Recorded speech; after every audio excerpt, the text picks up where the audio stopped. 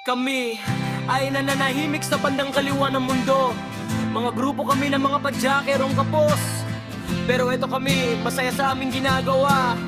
Sama-samang nagpapagod at sama ding magpapakabusog. Simulan na ang kainan, lugaw o pansit man yan.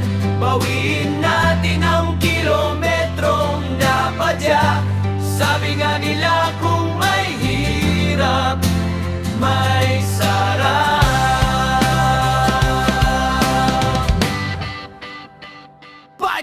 Padyak daw at kare-karera daw, pero ang nasa isip ay ulam na kare.